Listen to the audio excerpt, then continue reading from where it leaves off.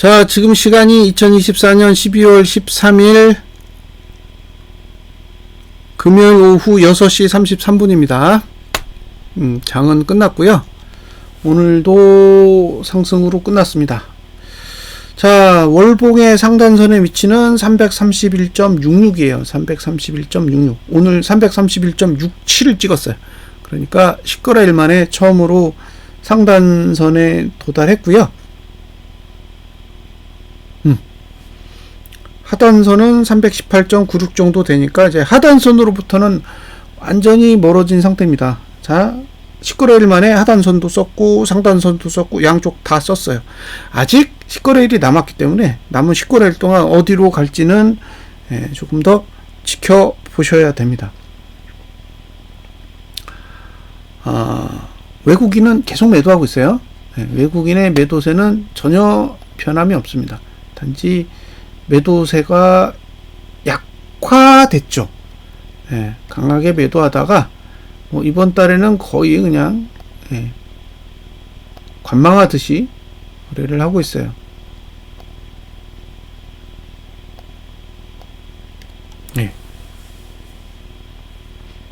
한 9천억 정도 매도를 하고 있기 때문에 10거래일 치고는 거의 의미가 없는 수준의 거래를 하고 있다라고 보시면 되고요. 주봉의 하단선은 월봉의 하단선 정도 위치에 있기 때문에 사실상 주봉으로는 매수 전략을 사용하기가 어렵지 않을까 싶어요. 왜냐하면 첫 번째는 저기까지 가는 것도 문제야. 그러니까 318.9까지 가려면은 한 13포, 잠깐만요. 330점이니까 11포 11포 319 11.5 정도 11.5 빠져야 되거든요. 그래서 빠지는 데까지 시간이 걸릴 거잖아요. 하루에 빠진다면야 매수 전략을 고민해 볼 수도 있겠지만, 만약에 수요일 정도 해가지고 저 위치에 간다 그러면 과연 목요일날 매수할 수 있을까요? 그것도 저는 쉽지 않을 거라고 봐요. 그래서 월봉이든 주봉이든 이제 매수 기회는 안 오는 게 맞다고 생각하고요. 만약에 상승할 거면 그냥 일봉이 저가를 지키면서 올라가는 타입으로 가는 게 맞겠다 싶어요. 그리고 이주봉의 상단선이 어디냐? 여기 있습니다. 332.46에 있어요. 그러면 지금 상태에서 본다면 어떻게 설명을 드려야 될까요? 첫 번째는 그냥 월봉은 저가를 지키면 사시면 돼요. 월봉은 저가를 지키면 산다. 자, 이 설명을 좀 해드리고 넘어가면 되겠죠. 일단 월봉은 331.66이 매도가잖아요. 그죠? 그러니까 이 매도가 위에서 개인이 매수하면 매도하시면 돼요. 됐죠? 얘는 이걸로 끝이야. 자, 주봉은 매도할 수 있는 방법이 없어요. 그쵸? 매수할 수 있는 방법이 있는데 매수가가 월봉 매수가랑 거의 같아요. 그러니까 저는 매수 추천할 생각은 없습니다. 왜냐면 월봉 매수가까지 다시 와야 되는데, 여기는 월요일에 오면 여러 가지 고민을 해볼 수 있겠지만, 수요일 이후에 오면 어렵지 않을까요? 반등하는 것도. 그래서 매수가를 쉽게 얘기할 수는 없다라고 생각해요. 문제는 고가를 넘었을 경우 어떻게 할 거냐.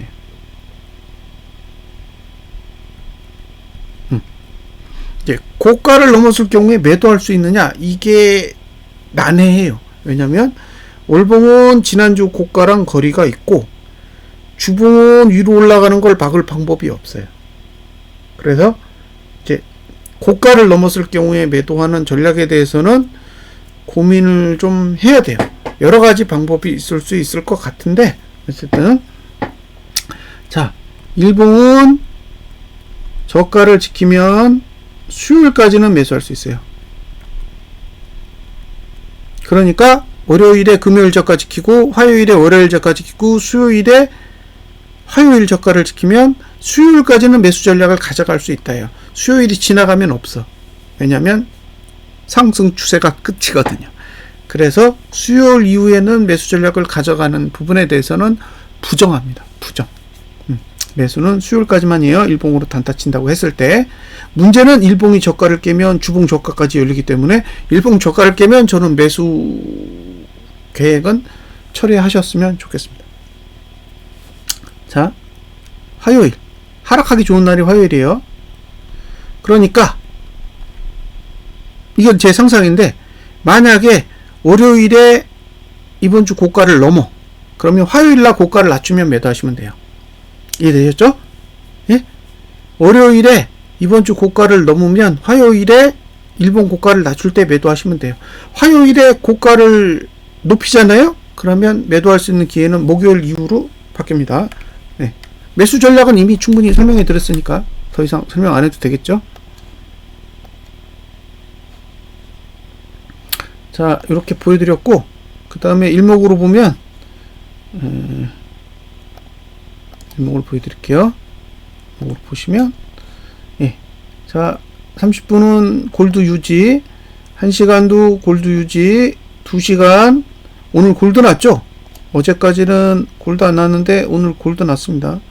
오늘 골드 냈어요. 다 완성. 4시간 봉 여기 골드 났는데 여기가 골드 안 났어요. 그러니까 240분 봉을 봤을 때는 여기 332.24? 예, 24. 332.24까지는 올라가야 되니까 만약에 오늘 고가를 넘으면 한 332.24? 여기까지는 올라간다라고 생각하셔야 될 것 같아요. 그러니까 고가를 못 넘으면 주봉 고가를 못 넘는 거니까 그냥 매도하시면 되는데 여기를 넘으면 예, 332.24까지는 일단 간다. 예, 그렇게 보시면 될 것 같아요. 그러니까 매도를 하신다고 했을 때 적어도 332.24보다 높아야 될 것 같고요. 일봉 이후로는 아무것도 없어요. 아직 골드 사인이 난 게 없습니다. 그러니까 여기는 계속 하락 진행 중이고요. 이주봉 이거 아직도 문제예요. 예, 저는 이거 어떻게 해야 될지 감이 안 와요. 예? 이걸 지금 그냥 321.15 아래에서 끝났으면 예, 다음 봉에서 그냥 아래든 위든 자유롭게 움직일 수 있는 공간이 있는데 이걸 굳이 억지로 위로 끌어올려 가지고 지금 차트를 다 엉망으로 만들어 놨어요. 좀 한심스럽다라고 생각이 들어요. 그러니까 이 짓을 한 게 지금 연기금이잖아요. 예? 지금 오랜 기간 동안 차트를 그려가지고 대들을 완성시키려고 하고 있는 그 과정에서 갑자기 연기금이 돈을 들이부어가지고 판을 다 엎어버린 거잖아요. 그래서 깝깝합니다. 이거 해결할 수 있을까요? 예? 이거 어떻게 해결하려고 이렇게 깽판을 치는지를 모르겠어요. 외국인은 안 풀어요. 예? 외국인은 자기들이 현물 매도하고 있는 그 추이 자체를 풀질 않고 있습니다. 그러니까 연기금이 지금 매수하고 있는 이 상황에 대해서 우호적으로 보고 있는 것 같지는 않아요. 이게 우호적이면 이렇게 안 하겠죠? 응? 우호적이면 외국인이 매수하지 않겠어요? 현물을 매도하면서 계속 누를까요? 자기네들이 매수하면서 오히려 끌어올릴 텐데, 예. 그러니까 본인들의 계획은 철회하지 않는 거죠. 단지 연기금의 매수를 지켜보고 있는 거지 외국인의 현물 매도가 멈춘 건 아니라서 뭔가 관망하고 있는 듯한 눈치예요. 다행히 연기금의 의지대로 증시가 계속 올라가면 문제가 없겠지만 만약에 외국인이 작정해가지고 찍어 누르는 상황이 오면 연기금이 오판한 거잖아요. 그러면 국민이 낸 세금만 녹아나는 거고, 그 녹아날 줄 뻔히 알고 있으면서도 매수를 지시한 사람이 있다면, 와, 그 사람은 진짜, 예.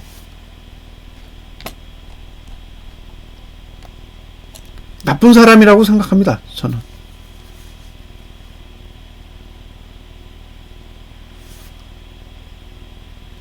국민의 노후를 책임져야 될 돈을 자신의 개인적인 판단에 의해서 예, 마음대로 집행한다라는 게 저는 그건 옳은 방법은 아니라고 생각해요. 개인적으로 그렇습니다. 그 사람에게 그런 권리가 있다 해도 동의하기 어렵다는 거죠. 예. 대통령이 국민을 위해 계엄을 선언한 거잖아요.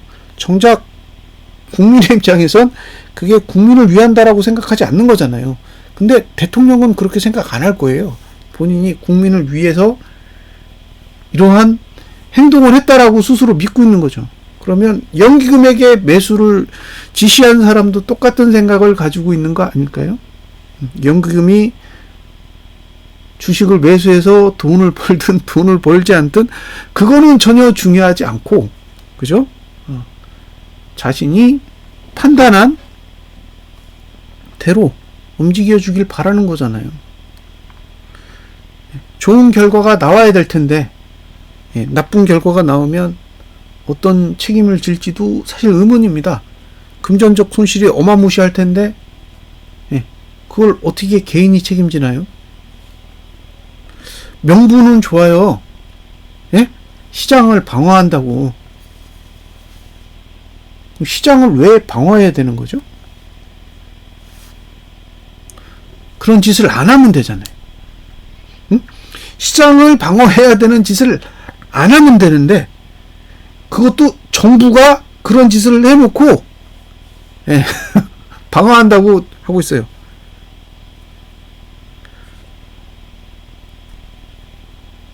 그러니까 도둑놈이 도둑질을 해놓고 도난 방지 캠페인을 하고 있는 거죠, 지금. 그 꼴이 얼마나 우스워요. 아니, 도둑질한 걸 뻔히 봤는데 그 도둑놈들이 와가지고 도난 방지 캠페인을 하는 거예요. 소매치기를 조심합시다, 이런 캠페인을 하고 있는 거를 지금 보고 있는 거잖아요.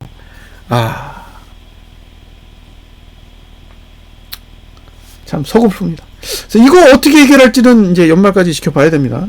하도 연기금이 난리치고 있기 때문에 이거에 대해서 제가 확정적으로 설명하기는 어려울 것 같아요. 이거 어떻게 하죠?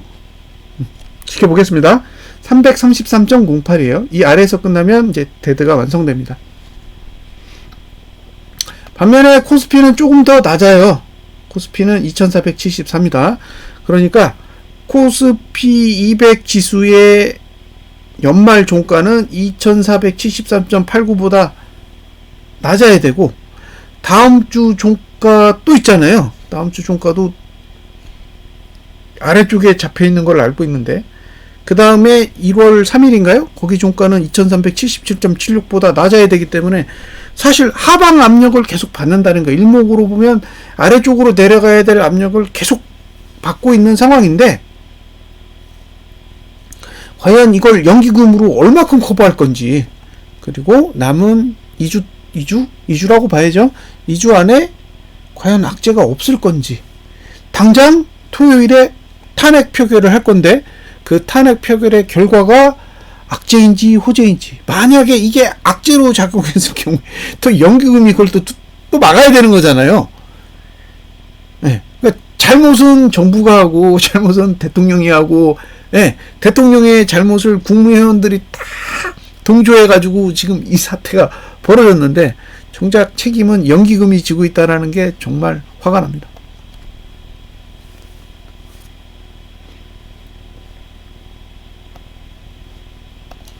자신들의 잘못을 감추기 위해서 소중한 국민연금을 끌어다가 땜빵을 하고 있다는 거는 충격적이에요. 자, 여기 월봉의 매수가는 2380원 아시죠? 그 다음에 이주봉의 매수가는 2395원입니다. 그리고 주봉의 매수가는 없어요. 주봉은 매수가가 없습니다. 그러니까 제일 좋은 방법은 갭상승하고 저가 지키고 그냥 올라가는 거예요. 저는 그 베스트라고 봅니다. 그러면 하락한 거 다시 다 복구할 수도 있어요. 그게 베스트. 그러니까 탄핵 표결이 악재가 되고, 월요일에 코퍼스가 갭상승을 해서 주봉 저가, 이주봉 저가를 지키고 상단선 쪽으로 쭉 가는 거. 저는 그게 가장 베스트라고 봐요. 물론 거래할 기회는 없을 겁니다. 갭으로 다 해결할 거니까 못 들어가요. 그게 개인적으로는 베스트인데 사실 탄핵 결과에 대해서 제가 이게 호재다 악재다 떠들 만한 능력이 없습니다. 저는 가결될지 부결될지도 모르겠어요. 근데 가결이 호재인지 부결이 호재인지도 몰라요. 그건 제 판단의 영역이 아니기 때문에 그러니까 가결될지 부결될지도 모르죠. 호재인지 악재인지도 모르잖아요. 그러니까 제가 알 수 있는 건 그냥 월요일날 시가를 찍는 순간 이거는 호재이겠다 이거는 악재이겠다 뭐 그 정도겠죠. 그래서 내일 하루의 결과에 대해서 예측할 수 있는 게 아무것도 없기 때문에 지금은 그냥 이 정도로만 설명을 하는 게 맞다고 생각합니다. 어쨌든 안 좋게 끝났다는 거예요. 지금 차트의 모양새만 보면 이건 고버스 투자자에게 정말 안 좋은 결과다 라고 밖에는 설명할 길이 없어요. 근데 희한하게 외국인은 현물을 안 사요.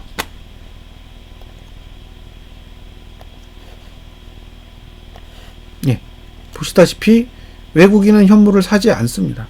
그러니까 지금 시장을 좋게 보고 있는 건 연기금 뿐이에요. 시장을 좋게 보고 있는 건 연기금 뿐이라고요. 외국인은 아니라고. 그러니까 이게 시장이 꼬였다는 거예요. 수급이 개판이 됐다는 얘기는 그런 이유예요. 3조 4천억 남았습니다. 3조 4천억. 현물. 그죠? 3조 4천억 남았어요. 외국인. 개인은 6조 3천억까지 늘었어요. 18조에서 6조 3천억이 됐으니까 대략 한 12조 원 정도 매수한 꼴이 됐지만 외국인은 지금 26조에서 3조 4천억이 됐으니까 거의 23조 원을 가까이 판 거예요. 그러니까 외국인 입장에서는 저점이 나왔다라고 판단한 것으로 보이지는 않습니다. 외국인의 자금 흐름은 아직 저점이 나왔다라고 판단하기에는 좀 무리가 있다고요. 다만 개인이 현물을 팔고 있기 때문에 반등을 용인할 수밖에 없는 거죠. 그래서 꼬였다고요. 외국인의 현물 매도는 지속되는데 개인의 현물 매도도 같이 진행되고 있기 때문에 반등이 나오는 부분에 대해서 거부할 수가 없어요. 개인이 현물 매도하는데 반등이 안 나올 수가 없잖아요. 그러니까 지금 연기금이라는 미꾸라지가 지금 시장을 이리저리 휘젓고 있는 거죠. 자, 제가 지도를 하나 그리겠습니다. 지도가 이렇게 생겼는데 이렇게 다시 그릴까요? 모양새가 안 좋네요. 자, 이렇게 하여튼 이렇게 됐어요. 그래서 이렇게 그리고 이렇게 그리고 옛날에 이렇게 우리 배웠잖아요. 여기가 당나라예요. 여기가 고구려고 여기가 신라입니다. 그리고 여기가 백제예요. 우리 어렸을 때 배웠잖아요. 자, 여기 뭐냐? 여기 개인이에요. 이렇게 신라. 당나라 이거 외국인입니다. 자, 고구려 얘네는 연기금이에요. 그렇죠? 백제 얘네는 기타 법인입니다. 그래서 나당 연합이에요 지금. 나당 연합. 이게 매도하죠. 나당 연합이잖아요. 매도한다니까요. 같이 매도해. 근데 둘이 별로 사이가 안 좋아요. 그리고 이건 여제 동맹이죠.